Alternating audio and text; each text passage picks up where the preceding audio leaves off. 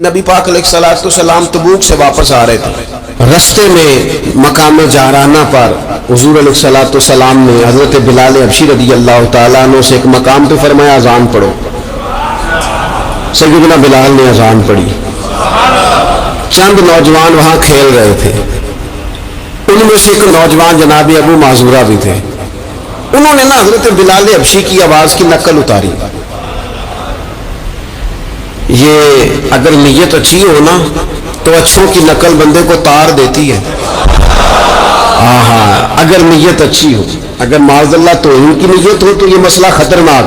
حضرت موسیٰ علیہ السلام کے زمانے میں ایک شخص تھا تو جناب موسیٰ کی نقل اتارتا تھا، اس کا انتقال ہو گیا تو رب کریم نے فرمایا اس لیے اسے معاف کر دیا ہے کہ ادائیں تو میرے کلیم کی اپناتا تھا، ادائیں تو میرے کلیم کی اپناتا تھا۔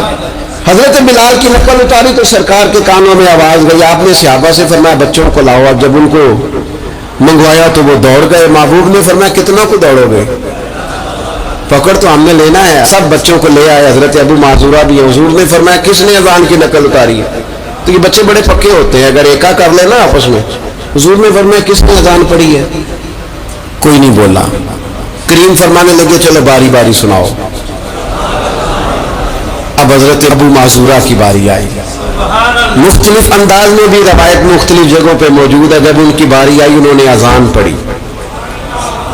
پہلے تو پڑھی تھی اپنی مرضی سے، اب پڑھی کریم رسول کی صحبت میں کھڑے ہو کر۔ یار حد ہو گئی، جو نبی پاک کے سامنے کھڑا ہو کے کہے اشہد ان لا الہ الا اللہ، جو حضور کے سامنے کھڑا ہو کے کہے اشہد ان محمد رسول اللہ، پھر وہ بندہ خالی رہ جائے۔ حضور نے فرمایا کتنی سونی ہے تیری آواز۔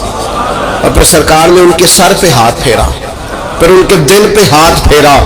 تھوڑی دیر ہوئی ایک آیا کالیاں زلفاں والا، ایویں تھوڑی دیر ہوئی ایک آیا کالیاں زلفاں والا، دو کڑیاں میرے من میں رکیا ہے تے کر گیا نور اجالا۔ ہر چیز تبدیل ہو گئی۔ محبوب نے دعا کیا اللہ انہیں اسلام کی ہدایت دے دے۔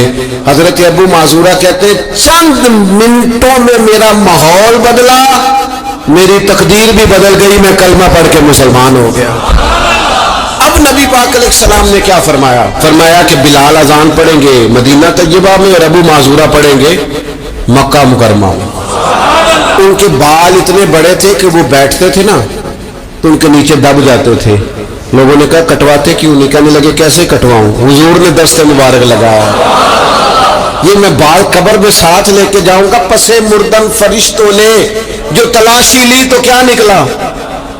کہتے میں انتقال کر گیا، فرشتے قبر ٹٹولنے لگے کہ بھلا کیا لے کے آیا؟ پسے مردن، بعد مرنے کے پسے مردن فرشتوں نے جو تلاشی لی تو کیا نکلا؟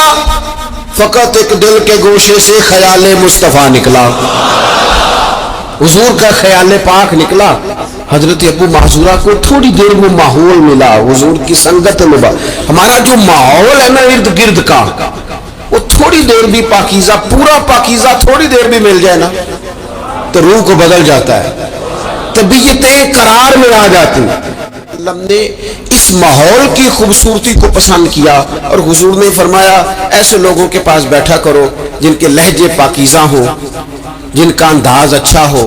اور مثال دی نبی پاک علیہ السلام۔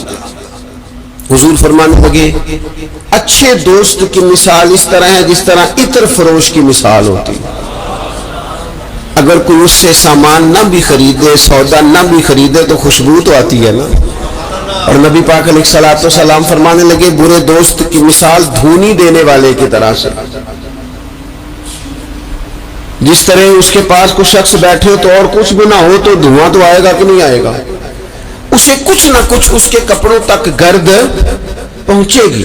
اپنے ماحول کو ٹھیک رکھنا، اپنے ارد گرد صالحیت پیدا کرنا اور اپنے دائیں بائیں نفاست پسندی کو لانا، یہ انسان کی بڑی ذمہ داریوں میں سے ذمہ داری ہے۔ ہمیں ہمارا دین منع کرتا ہے کہ کسی قوم کا طرز نہ اختیار کرو، مشابہت نہ اختیار کرو، کسی انسان کے، کسی غیر مسلم کے طریقوں کو نہ اپناؤ۔ فرمایا جس نے کسی غیر کا طریقہ اپنایا وہ انہی میں سے ہے۔ کسی غیر قوم سے مشابہت نہ اختیار کرو، اپنی الگ تمہاری تہذیب ہے، تمدن ہے، تم اگر اپنے طریقوں پر رہو گے تو نفاست پسند رہو گے، تمہارے ماحول میں اس کا اثر نہیں آئے گا۔ آپ دیکھ لیں حضور نے فرمایا میرے طریقے پر بھی چلو اور میرے خلفائے راشدین کے طریقے پر بھی چلو۔ ایسے لوگوں کے پاس بیٹھو جن کے پاس بیٹھنے سے تمہیں اللہ کی یاد آئے، ایسے لوگوں کے پاس بیٹھو بیٹھنے سے تمہیں آخرت کی فکر نصیب ہو، ایسے لوگوں کے پاس بیٹھو جن کے پاس بیٹھنے سے تمہیں سادگی کا سبق ملے، ایسے لوگوں کے پاس بیٹھو جو تمہیں حقیقت پسند بنائیں، جو تمہیں یہ بتائیں کہ تم نے اپنی زندگی میں بنیادی کاموں کو کس ذمہ داری کے ساتھ سر انجام دینا ہے۔ لیکن ہم زیادہ تر اس طبیعت کے قائل ہوتے ہیں کہ ہم ان چیزوں کو سمجھتے نہیں۔ یہ جو ہم کلمات ادا کرتے ہیں، میں نے پہلے بھی کئی دفعہ کہا تھا، یہ جو ہم کلمات ادا کرتے ہیں ان کا بھی ہم پر اثر ہوتا ہے، ان کی بھی تاثیر ہوتی ہے، ان کی بھی خوبصورتی ہوتی ہے۔ تو جو ہم باتیں دوسروں سے سنتے ہیں، ہم جب کسی کے پاس اٹھتے بیٹھتے ہیں تو جو بات وہ بندہ اکثر کرتا ہے نا، وہ نہ چاہتے ہوئے بھی ہماری زبان پہ جاری ہو جاتی ہے۔ کچھ جملے ایسے ہوتے ہیں جو سوسائٹی میں عام ہوتے ہیں تو ہر بندے کی زبان پر چڑھ جاتے ہیں کہ نہیں چڑھ جاتے، یاد ہو جاتے ہیں کہ نہیں ہو جاتے۔ تو ایسے لوگوں کے پاس بیٹھا جائے جو خیر کی بات کرنے والے ہوں، تاکہ ہماری زبانوں پر ہی خیر ہی جاری ہو، کوئی شر والا عمل ہماری زبانوں پر جاری نہ ہو۔